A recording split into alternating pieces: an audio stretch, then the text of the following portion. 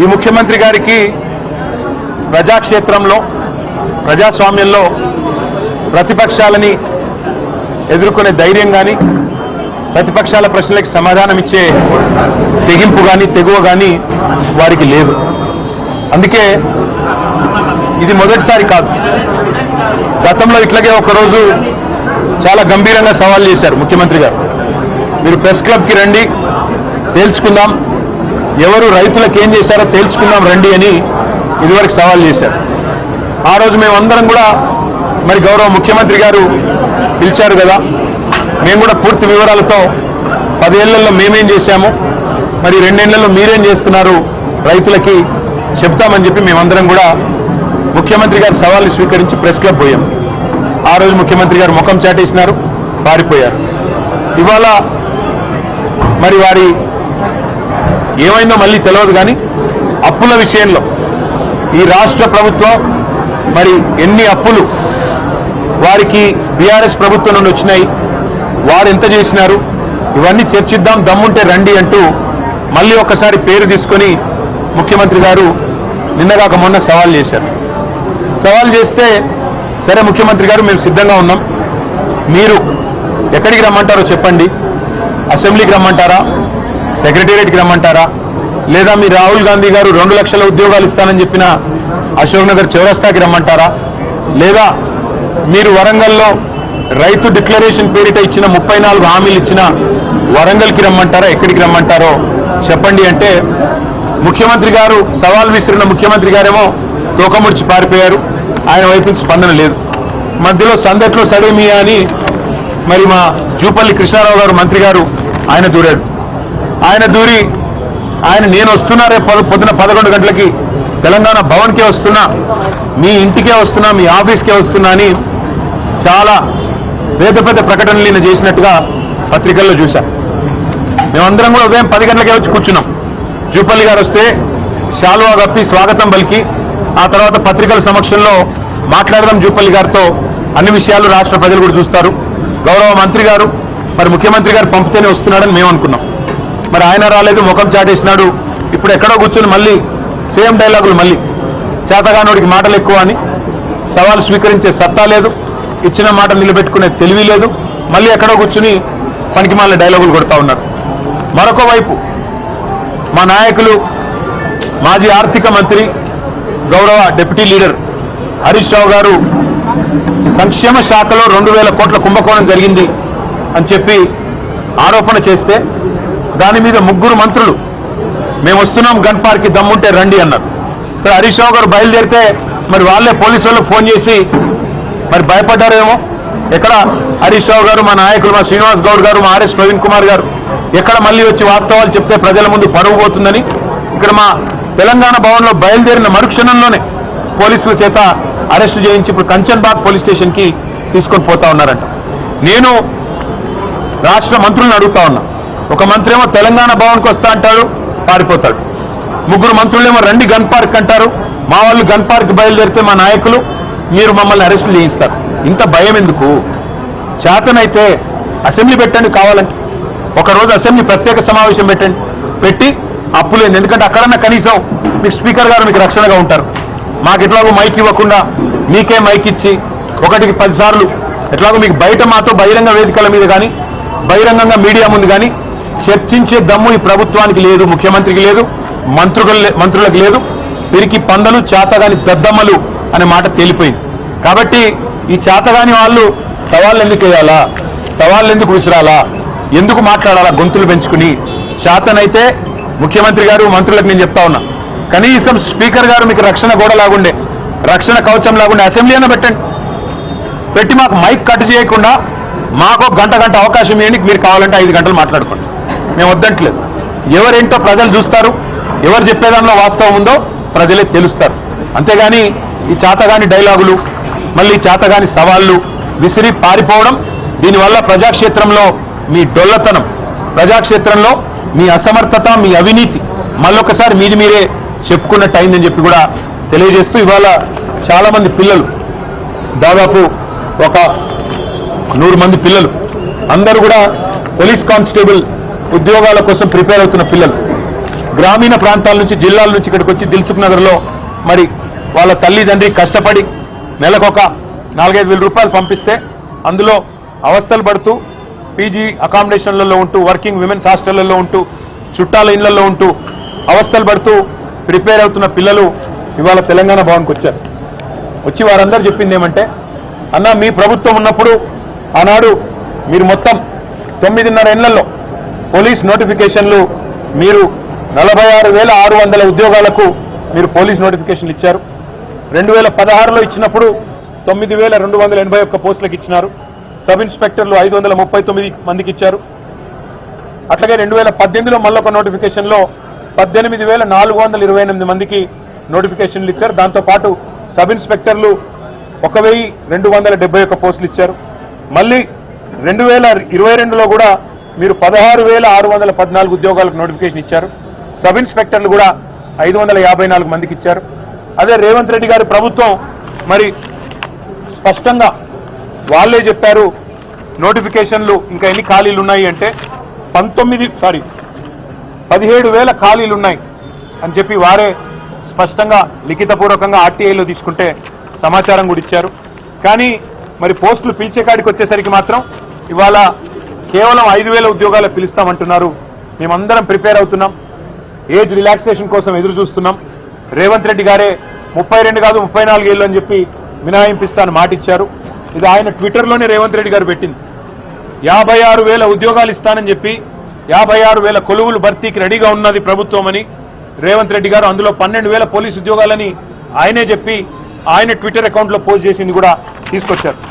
తీసుకొని రావడంతో పాటు మీరు ఇందులో చెప్పిన మాట, మేము గతంలో కూడా భర్తీ చేశాం, భవిష్యత్తులో కూడా భర్తీ చేస్తామని కేసీఆర్ గారు ఆయన గవర్నమెంట్లో ఇచ్చిన నోటిఫికేషన్లు కూడా తన ఖాతాలో వేసుకొని ముఖ్యమంత్రి గారు మభ్యపెట్టే ప్రయత్నం చేస్తూ ఉన్నారు. ప్రియాంక గాంధీ గారు స్వయంగా వచ్చి జాబ్ క్యాలెండర్ అని చెప్పి యూత్ డిక్లరేషన్ అని చెప్పి మా అందరికీ కూడా మాటిచ్చారు.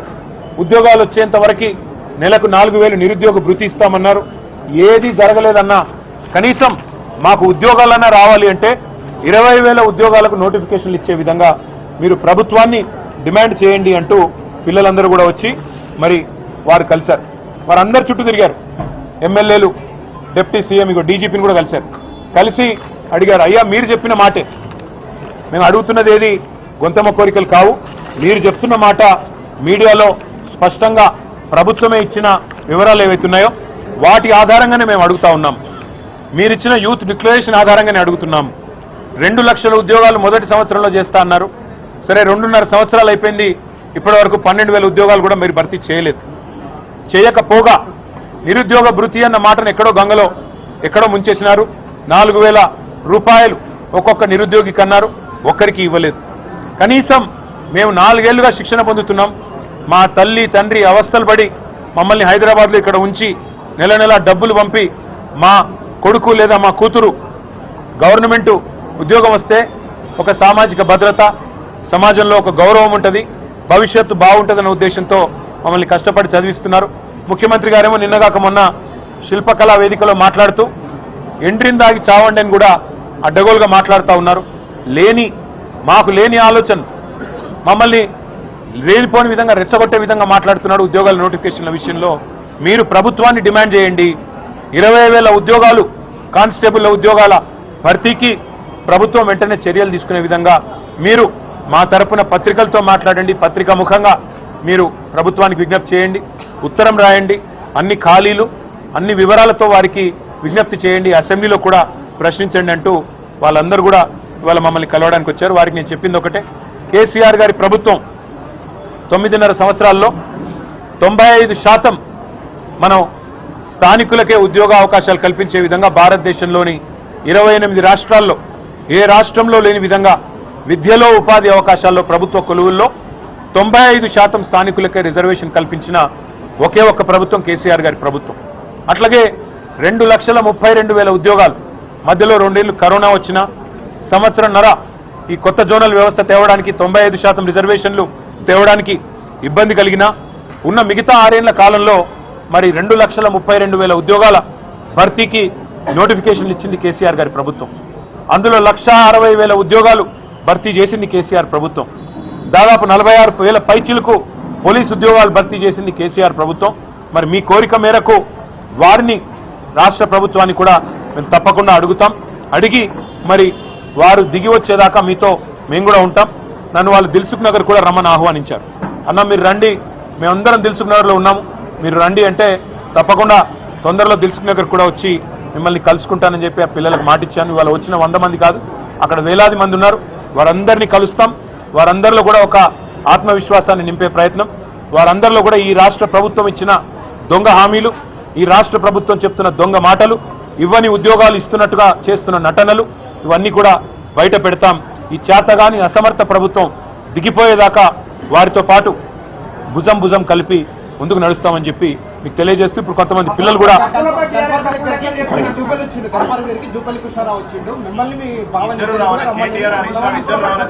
ఒక పని చేయమనండి. జూపల్లి కృష్ణారావు గారి కంటే ముందో ఎస్కాట్ వెనుకో ఎస్కాట్ ఉంటుంది.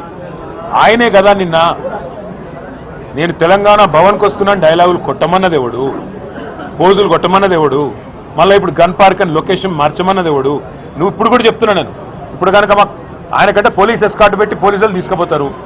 మరి మేము గాలు బయట పెట్టగానే మమ్మల్ని అరెస్ట్ చేస్తున్నారు. ఎవడు భయపడుతున్నాడు? పోలీసు వాళ్ళను ఉసిగొల్పి అరెస్టులు చేయించిన సన్నాసి ఎవడు? ముఖ్యమంత్రి, హోంమంత్రి, జూపల్లా ఎవడు? అసలు మంత్రుల క్లారిటీ ఉందా? 4 మంత్రులు ఏం బీకడ అనుకున్నారు మీరు? చర్చను మీరే పిలుస్తారు, లొకేషన్ మీరే చెప్తారు, పారిపోయేది మీరే. చేతగాని వెధవలు ఎవరో ఈ రాష్ట్రంలో ఇవాళ ప్రజలందరూ చూస్తూ ఉన్నారు. ఇప్పటికి కూడా నేను జూపల్లికి చెప్తా ఉన్నా, అక్కడే ఉండు గన్ పార్క్, మేము వస్తాం. మళ్ళీ నీ పోలీసు వాళ్ళు పంపి అరెస్ట్ చేయించి మేము వాళ్ళు అరెస్ట్ చేస్తే మాకేం సంబంధం? ప్రభుత్వాన్ని నడుపుతున్నారా, సర్కస్ నడుపుతున్నారా? అరెస్ట్ ఎవరు చేస్తారు, ఎందుకు చేస్తారా నాకు అర్థం కాదు. సర్కార్ నడుపుతున్నారా, సర్కస్ నడుపుతున్నారా? మీరు మంత్రులు, మీ చేతుల్లో ఉండేది హోంమంత్రి, పోలీస్ యంత్రాంగం అంతా మీ చేతుల్లో ఉంటుంది. మా నాయకులు హరీష్ రావు గారు, ఎందుకంటే ఆయన గతంలో ఆర్థిక శాఖ మంత్రిగా పనిచేశారు, అప్పుల విషయంలో మరి గతంలోనే శాసనసభలో స్పష్టంగా వివరంగా చెప్పారు హరీష్ రావు గారు. మరి అప్పులని జూపల్లి గారు తాతాలాడుతున్నాడు కదా, అందుకే హరీష్ రావు గారు అయితే కరెక్ట్గా ఉంటుందని చెప్పి పార్టీ హరీష్ రావు గారిని మీరు రమ్మన్నారు, అందుకే మేము పంపించాము. మరి మీ గేటు దాటకముందే ఆయన అరెస్ట్ చేసి సిగ్గు లేకుండా మళ్ళీ ఇవాళ అక్కడుంటా ఇక్కడుంటా, ఇప్పుడు నేను గన్ పార్క్ పోతే మళ్ళీ చార్మినార్ కాడికి రా అంటాడు, చార్మినార్ పోతే కొల్లాపూర్ రా అంటాడు. ఏం చేయాలి నేను? ఆయన పారిపోయేటోని, ఇప్పుడు నిద్రపోయేటోని లేపొచ్చు, నిద్ర నటించడం ఎట్లా లేపాలి నేను? చేతగాని వాళ్ళకు మాటలు ఎక్కువ, చెల్లని నాణానికి గీతలు ఎక్కువ అని చేతగాని మంత్రులు, చేతగాని ముఖ్యమంత్రి డైలాగులు కొట్టడం పారిపోవడం కాదు. చేతనైతే అసెంబ్లీ పెట్టు, ఆడయ్యేందుకు అసెంబ్లీలో తెలుసుకున్నప్ప. నువ్వు గన్ పార్క్ కార్డునే ఉంటా అంటే నాకు పోలీస్ ఎస్కార్ట్ పెట్టి నేను కూడా వస్తాను. చేతగాని మాటలు, చేతగాని సన్నాసి పలుకులు. ఇంకొక మాట అడుగుతున్నా జూపల్లిని, అసలు నీ డిపార్ట్మెంట్ సంగతి నీకు తెలియదు. నీ డిపార్ట్మెంట్లో జీవో వస్తే నీ ముఖానికి తెలియదు. నువ్వే చెప్పినావు, నేను చెప్పలే. బూమ్ బూమ్ బీర్ల జీవో నాకు తెలియకుండా వచ్చిందంటివి. నీ దిక్కుమాలిన పంచాయతీలో, నీకు మీ ముఖ్యమంత్రికి జరిగిన పంచాయతీలో ఆఖరికి రిజ్వీ గారనే ఒక అధికారి, ఐఏఎస్ అధికారి, చివరికి మీ ఇద్దరి పోరు భరించలేక, హోలోగ్రామ్ టెండర్లలో నీ కొడుకు ముఖ్యమంత్రి అల్లుడు పంచాయతీ తీర్చలేక, ఇద్దరిని సాటిస్ఫై చేయలేక పారిపోయి చివరికి వీఆర్ఎస్ తీసుకొని ఒక ఐఏఎస్ అధికారి, ఒక నిజాయితీ పరుడైన ఐఏఎస్ అధికారి రిజ్వీ గారు రాజీనామా చేసిన మాట వాస్తవం కాదా? సిగ్గుందా మీకు? ఒక నిజాయితీ పరుడైన అధికారి ఇవాళ రాజీనామా చేసే విధంగా ఉసిగొల్పిన జూపల్లి కృష్ణారావు గారు, మీరు ఒక మంత్రి, వాడొక ముఖ్యమంత్రి, ఇద్దరు పనికిమాలిన పనులు చేస్తూ ఎక్సైజ్ శాఖలో కుంభకోణానికి మీరు ఒడిగడితే అడ్డుకుంటే ఒక ఐఏఎస్ అధికారిని, చివరికి ఆ ఐఏఎస్ అధికారి రాజీనామా చేసే దౌర్భాగ్యపు పరిస్థితి కల్పించిన ఈ ప్రభుత్వం, మీరు కూడా మా గురించి మాట్లాడతారా? చేతనైతే అక్కడే ఉండు. మా వాళ్ళని కంచన్బాగ్ పంపించావు కదా, మరి కంచన్బాగ్ పోదాంపా.